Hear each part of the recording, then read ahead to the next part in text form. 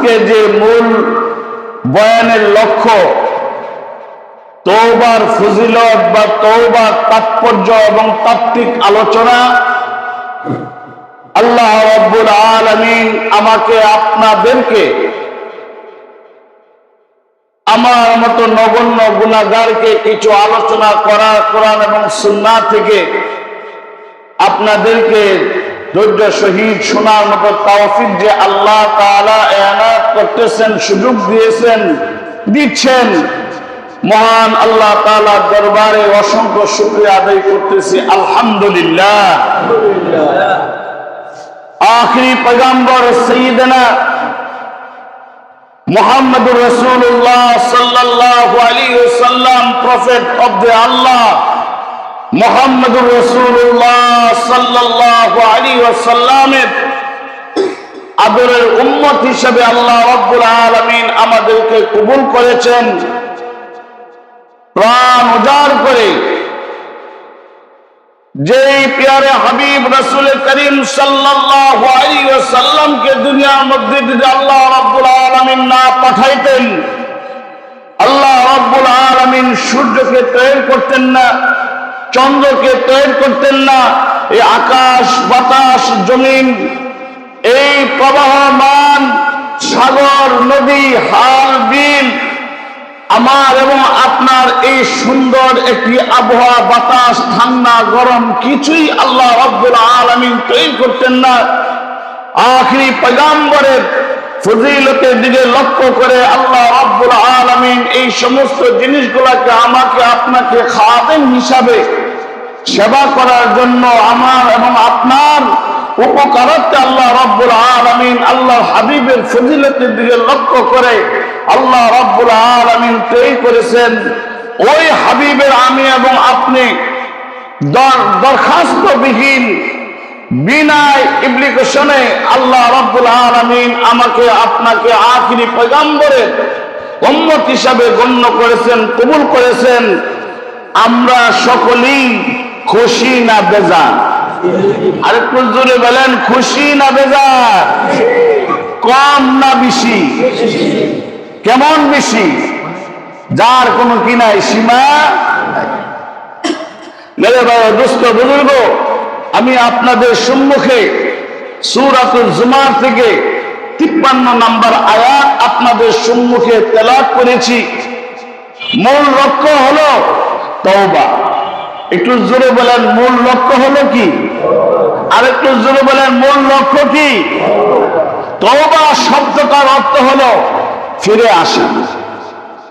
আমাকে আপনাকে দুনিয়ার মধ্যে এত সুন্দর সুঠাম দেহ দিয়ে, এত সুন্দর হাত পা চোখ নাক, এত সুন্দর একটা বডি, স্মার্ট একটা বডি, এই পৃথিবীর মধ্যে যা আছে, যত ধন সম্পদ এই জমিনের নিচে লুকিত আছে, যে ধন সম্পদ প্রকাশিত আছে, সব কিছু আমার দেহের ভিতরে আল্লাহ রাব্বুল আলামিন ফিটিং করে দিয়েছেন। জোরে জোরে বলেন আল্লাহু আকবার। আমাকে আপনাকে দুনিয়াতে সৃষ্টি করছেন কে? আর একটু জোরে বলেন, সৃষ্টি করছেন কে? যে মহান রব্বুল আলামিন আমাকে আপনাকে পাঠাইছেন, মহানবী মুহাম্মদুর রাসূলুল্লাহ সাল্লাল্লাহু আলাইহি ওয়াসাল্লাম ফরমান, আল্লাহ রাব্বুল আলামিনের দরবারে 100% মায়া আল্লাহ রাব্বুল আলামিন রেখেছেন।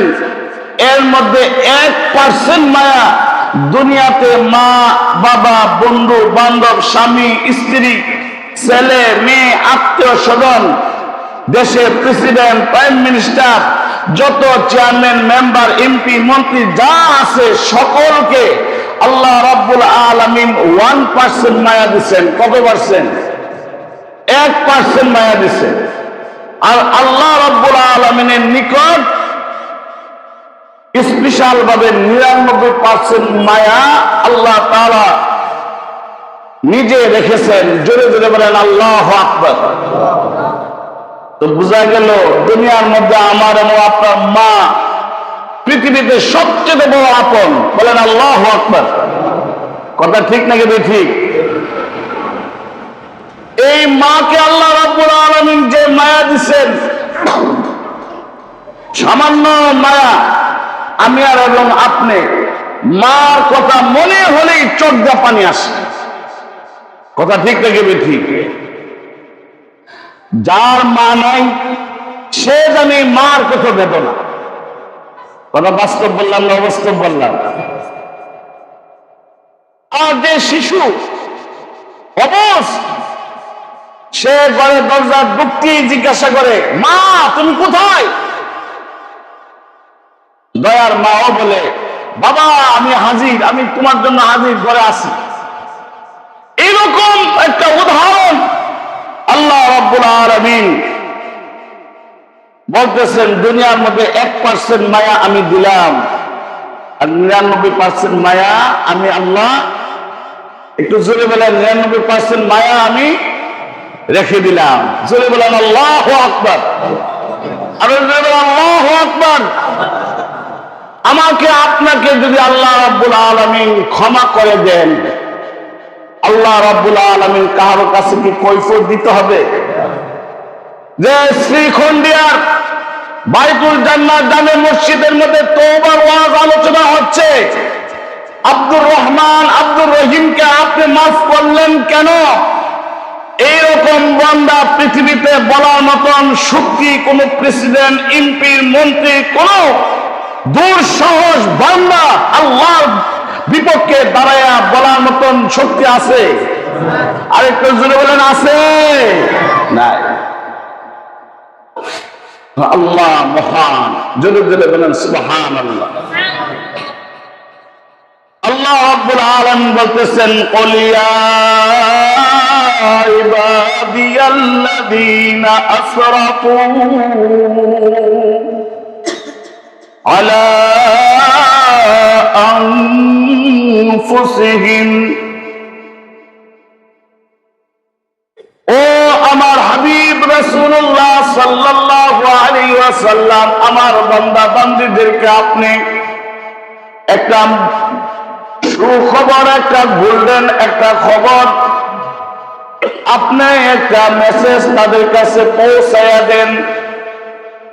আমার যার যে সমস্ত বান্দা বান্দীরা নিজের নফসের উপরে গুনাহ করতে করতে, অতিরঞ্জতা করতে করতে, সীমা লঙ্ঘন করে, যারা নাকি নিজের নফসের উপরে অত্যাচার করেছে, যারা নাকি ভুলের মধ্যে হাবুডাবু খাচ্ছে, আমার আল্লাহ রাব্বুল আলামিনের পক্ষ থেকে তাদেরকে মেসেজ দিয়ে দেন, যারা নাকি পেরেশান, দিনে রাতে চিন্তা করে আমার গুনাহ মাফ হবে কি হবে না, সব সময় একটা নিজেকে নিজে একটা অসহায় মতন ঘুর ঘুর করে ঘুরে আর চিন্তা করে, আমি যে অন্যায় করেছি পৃথিবীর বুকে, আমি যে পাপ করেছি পৃথিবীর বুকে, আমার বাবা যদি শুনে ঘর থেকে বাহির করে দিবে, আমার মা যদি শুনে আমার ঘর থেকে আমার মা